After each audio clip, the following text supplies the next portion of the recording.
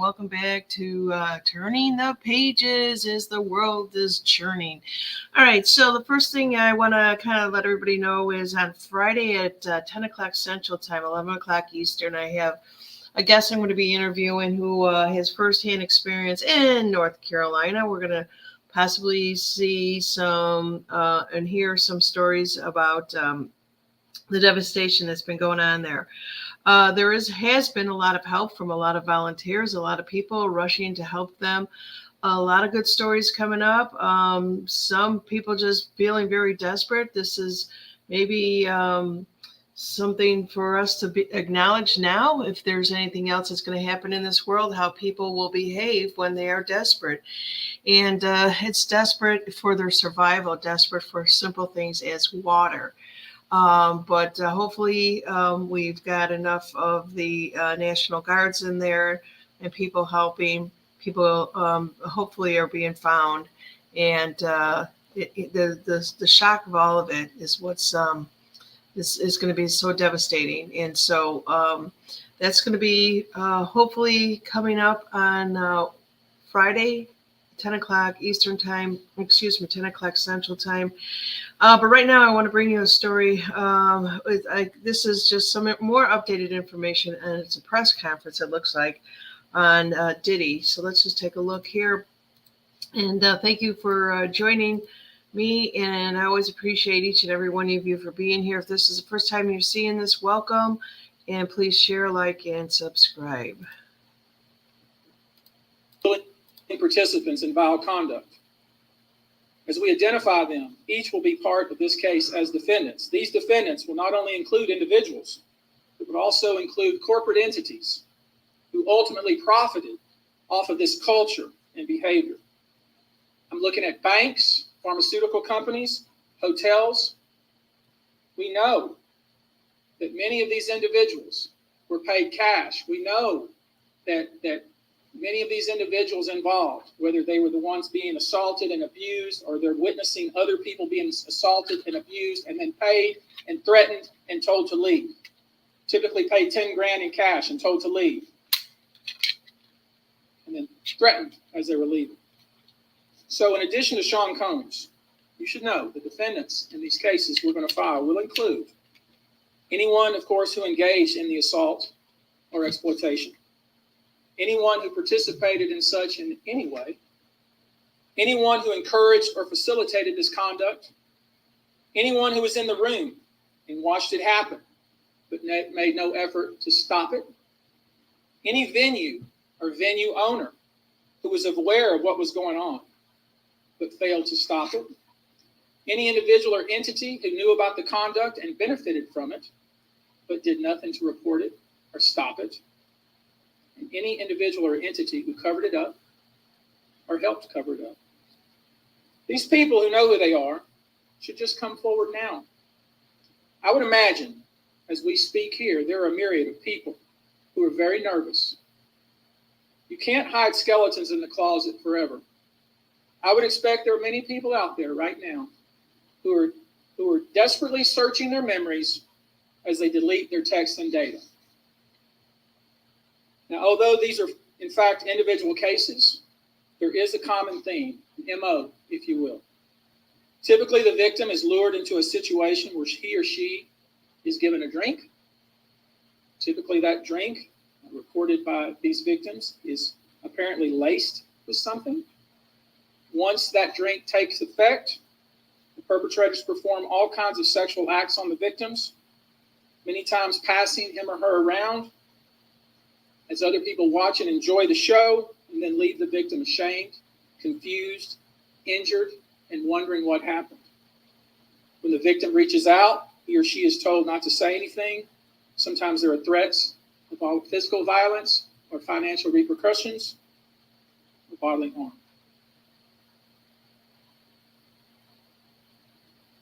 The claims we intend to bring will include the following: violent sexual assault or rape, sexual abuse, facilitated sex with a controlled substance, false imprisonment, compelling prostitution, sexual misconduct, dissemination of video recordings, false imprisonment, sexual abuse of minors.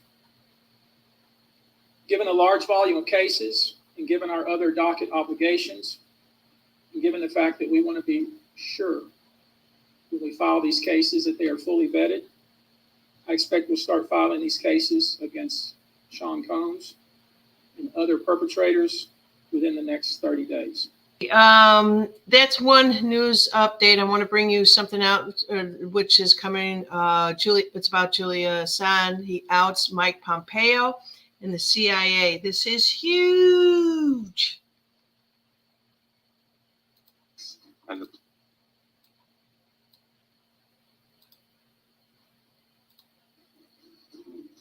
CIA Director Pompeo launched a campaign of retribution. It is now a matter of public record that under Pompeo's explicit direction, the CIA drew up plans to kidnap and to assassinate me within the Ecuadorian embassy in London, and authorized going after my European colleagues, subjecting us to theft, hacking attacks, and the planting of false information. My wife and my infant son were also targeted.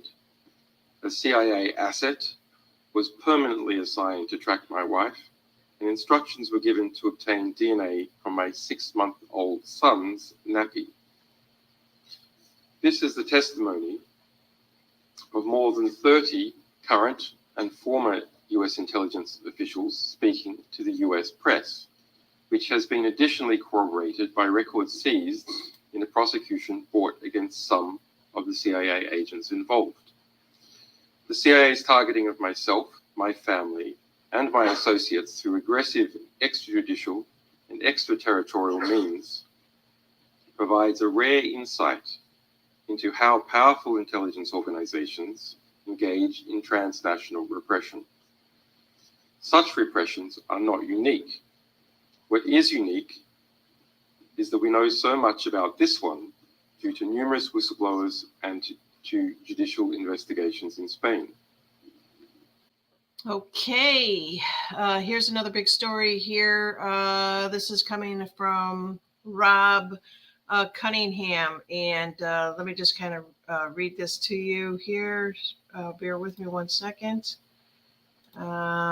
Okay, so it's the Brunson case. The Supreme Court Justice Clarence Thomas sledgehammer held over heads of the DOJ jackbooted thugs seeking to illegally prosecute the real Donald Trump while shielding Joe Biden, Barack Obama, FBI, CIA, and the deep state corruption throughout the U.S. and across the world.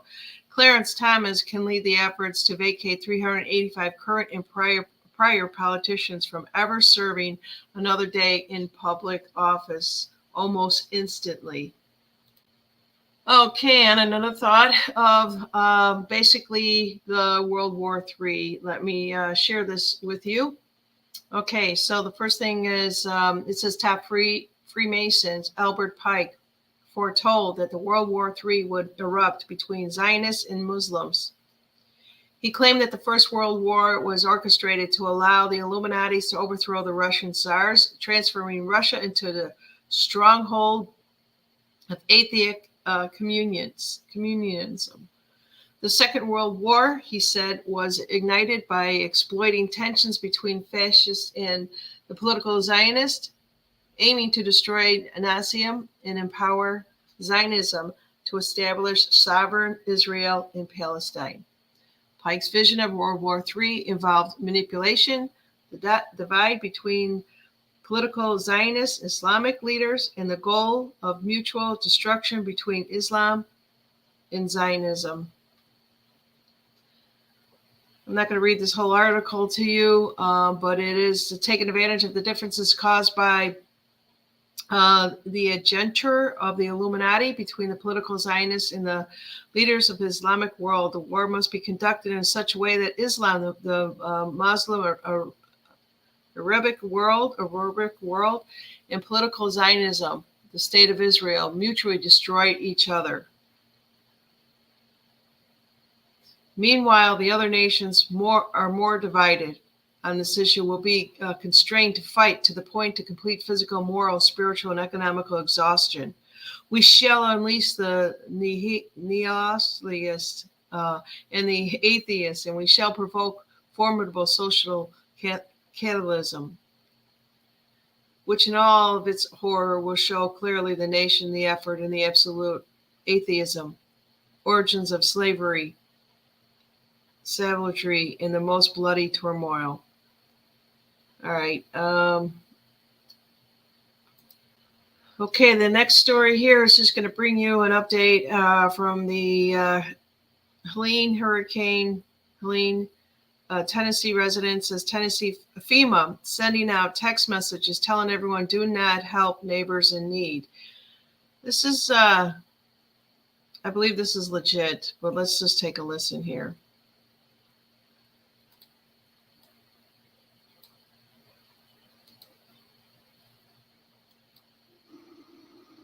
Well, you're going to have to just excuse my appearance because we have no power. We have no running water, but I'm just so pissed off that I've got to make this clear. We got a notification from TEMA. I'm guessing that's FEMA for Tennessee. I'm not exactly sure. I think it's supposed to be the disaster relief people, but they were like, do not donate your time. We don't want you to donate time unless we ask for you. And we don't want you to donate stuff to other people. You need to just donate money and stuff to us and get your instructions from us and listen to us.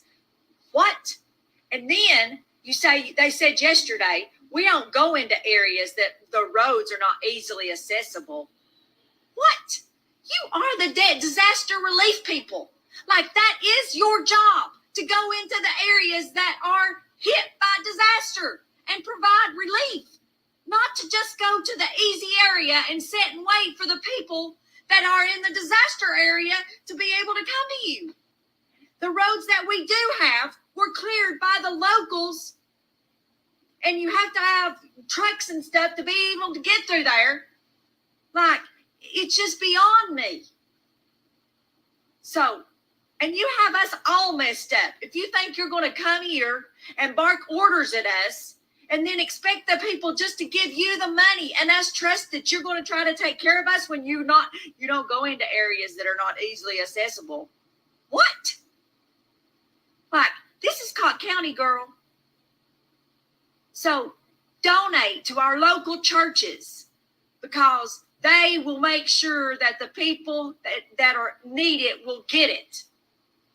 And you need to just, while we appreciate what help you're trying to provide, I don't think you understood the assignment, because it's not to just go to one location in hopes that the people in the disaster area can make it to you. So just sit back and watch, and we'll show you how it's done, but we're not going to stop. So please and thank you. Okay, so this is what she is referring to, the TEMA, which is, I wanted to look it up and to make sure that she wasn't, being spammed or whatever, grifted people. So it says, download your Ready TN today, TN, earthquake preparedness, regional offices and training. There is a website out there. It's called TEMA, TEMA, which as soon as she said it, I was like, I've got to make sure this is correct. And then it says call 1-800-TBI-FIND to report missing persons, so on and so forth. So I'm not sure if this is totally legit. Anybody can make a website, but I did not know that FEMA would create something else specifically for that state. Put your thoughts in there, and let me know what you think.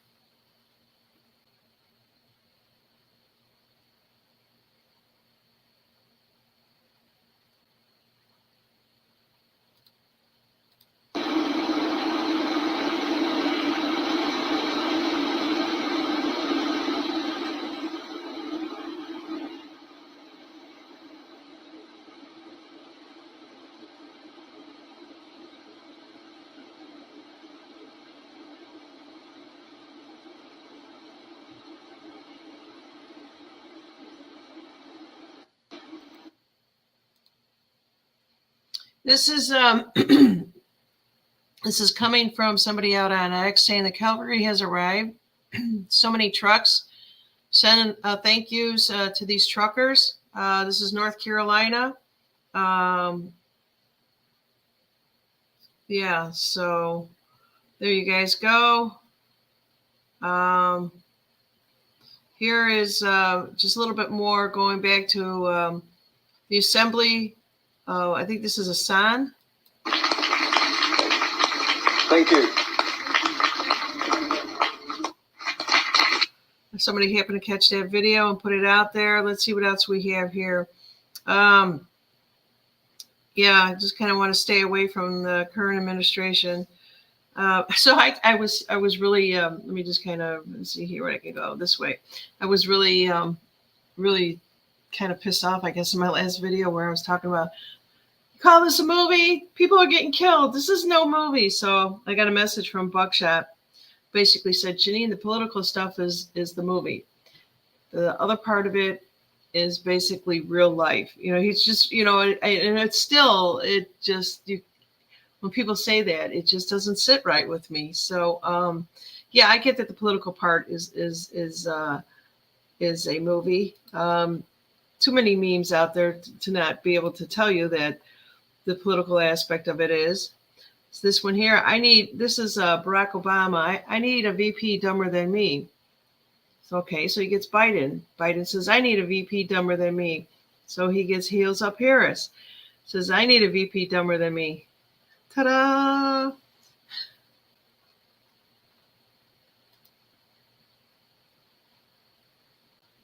Okay, a couple more stories here. So this is going to be coming back around to the first story that I talked about. The people are going to be calling out names, and Ashton Kutcher happens to have quite a few videos out there right now where he's, and I'll try to find that for you. He's with Demi Moore, his first wife, and his groomer. He says, remember the time when Ashton Kutcher was called out on Rosie O'Donnell by Mila Kunis for trying to French kiss her when she was 14? What does his body language tell you? All right. That is just more of the Hollywood. 14 when we started the show. I was like 19, right? Right. And they're like, okay, you guys are going to be making out in this scene.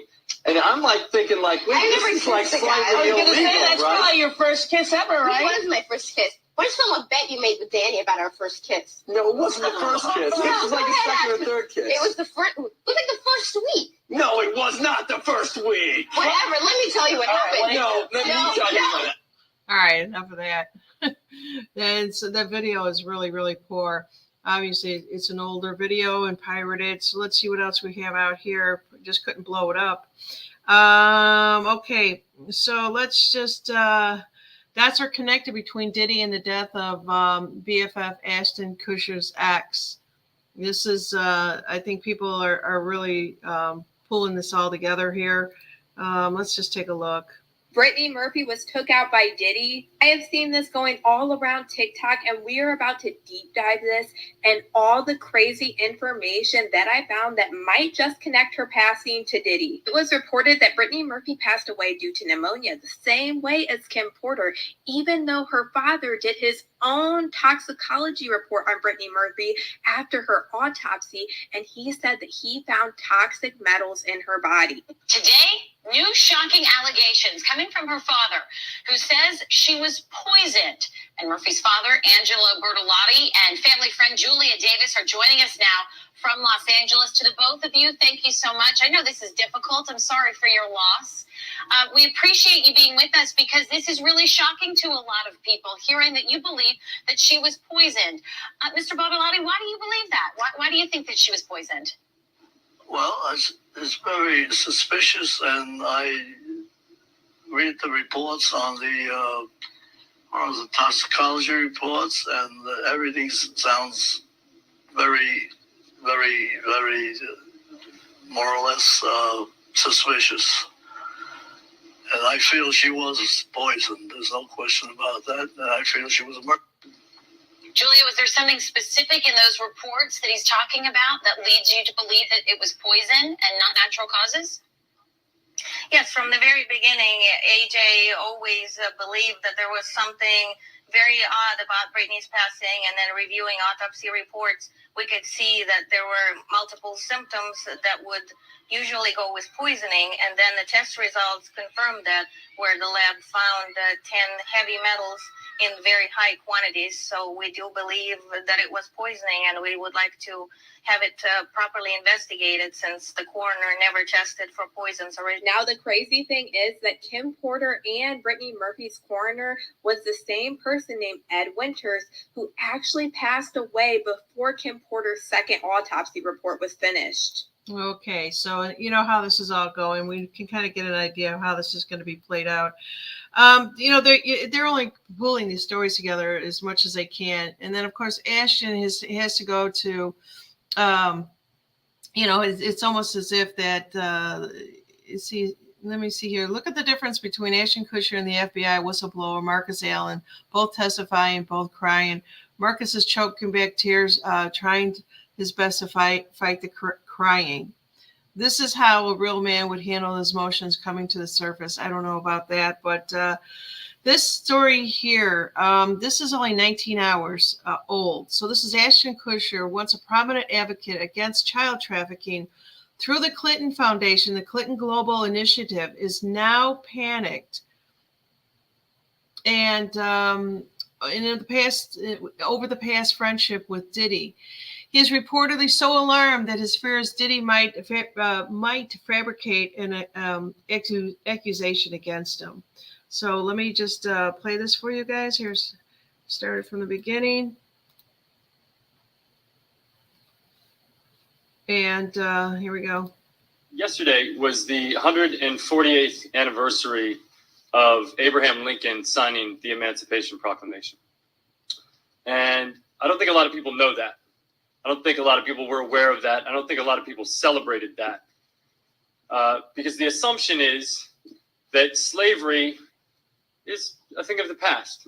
It ended with the signing of the Emancipation Proclamation, with the Civil War, with a lot of hard work and lives. And the unfortunate truth is that there are more slaves in the world today than ever before in human history. There are 27 million slaves in the world today. And one could make another assumption and say, well, that's a global problem that's happening in other countries. It's not.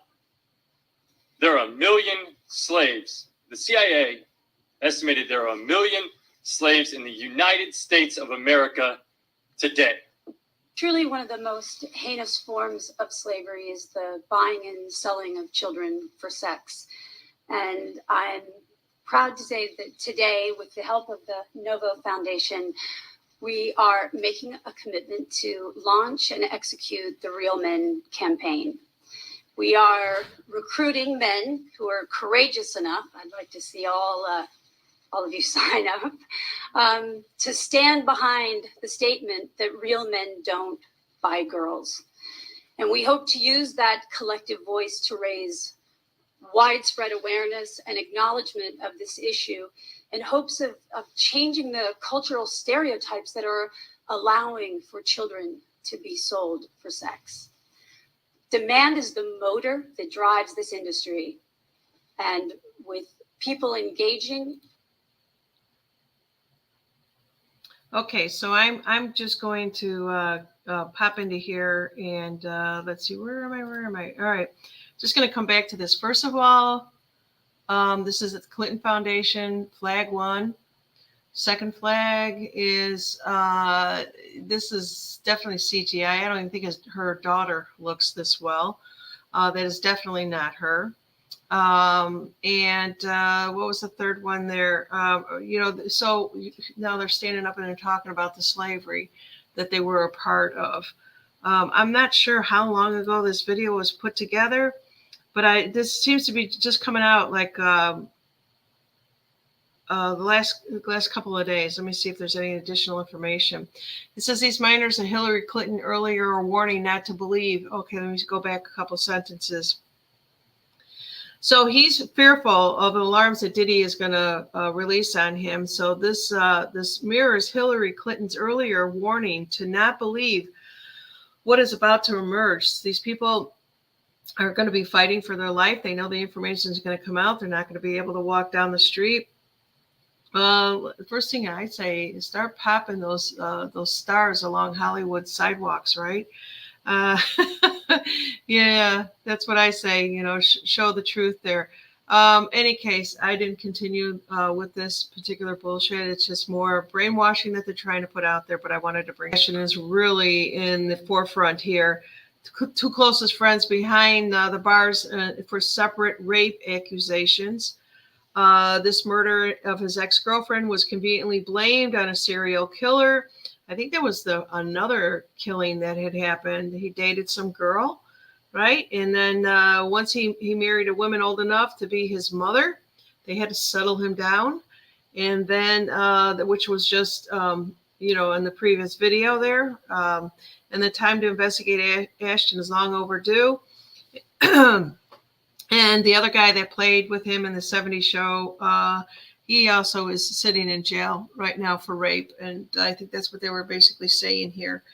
Yeah, so it is what it is. Okay, so I kind of touched upon this yesterday. It was only because I wasn't buying into the person that was they're talking about it. So this is all up to you guys. I kind of just still don't buy into it. You can put a map up. You can do whatever you want to do. Let me blow this up here a little bit more for you guys.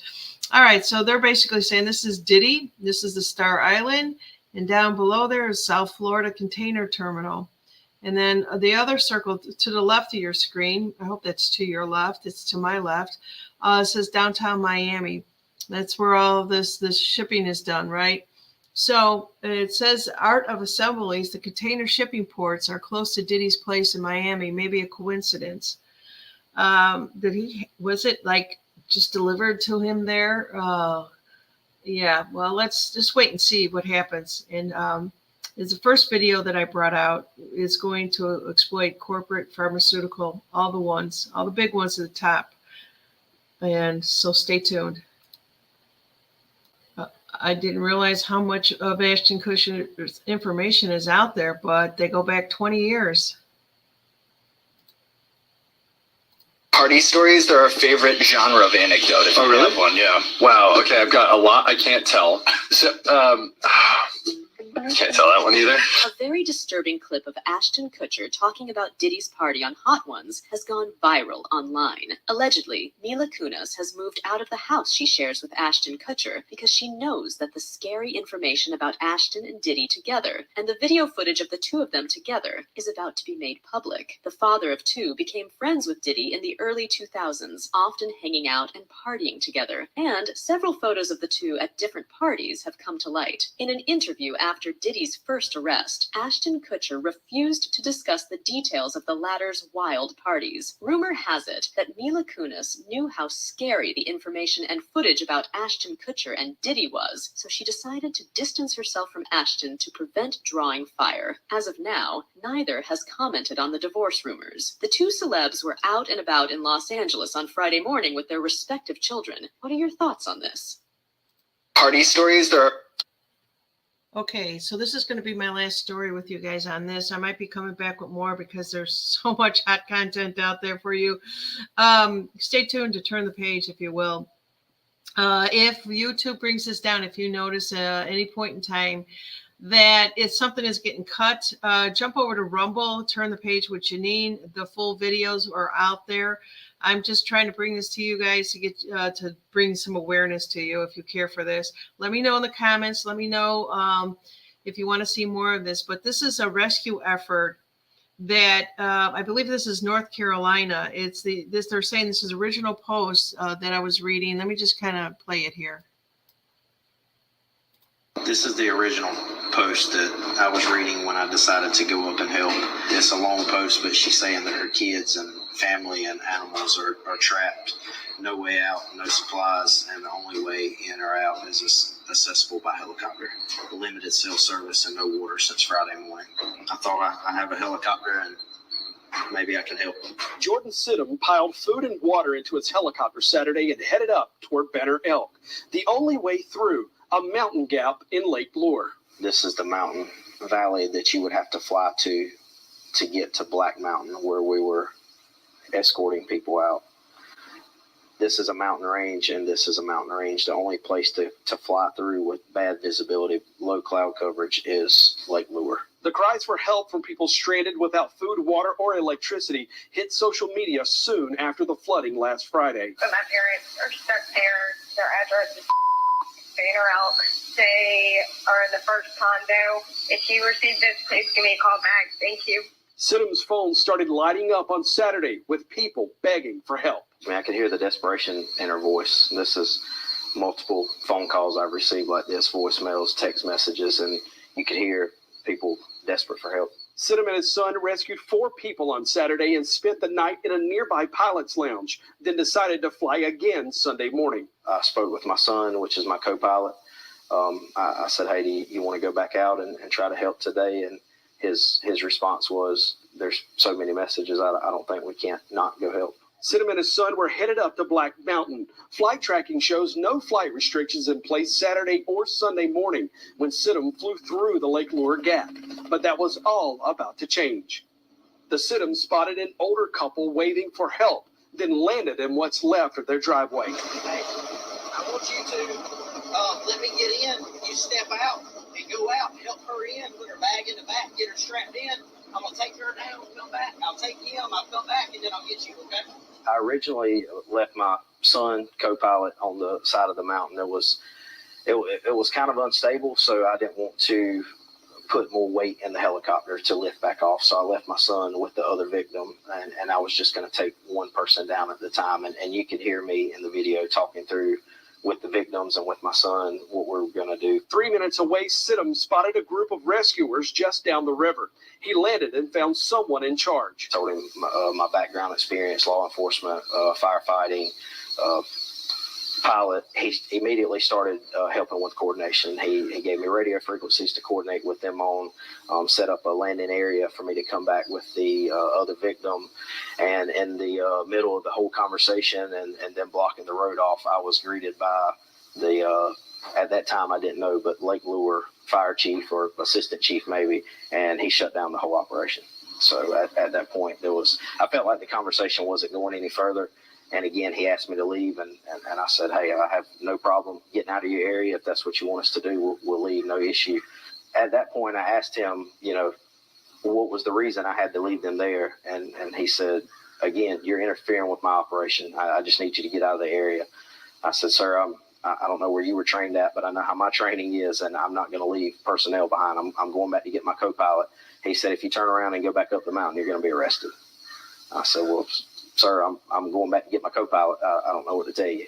And he said, I'm letting you know. And at that point, he waved for 2 law enforcement officers to come over and told me that again, if I go back up the mountain, I would be arrested. He flew the 3-minute trip back, picked up his son, and left the woman's husband behind. Sure, he was flooded with emotions and trying to rescue other people, and I just felt that it was best at the time to leave. So I did follow his instructions, and I had a conversation with the female victim before I left, apologized and explained, and she was standing there. She heard the whole conversation, and they were both very, very surprised, very upset. The husband, as I was leaving off of the side of the mountain, at that point, separated from his wife, he was upset.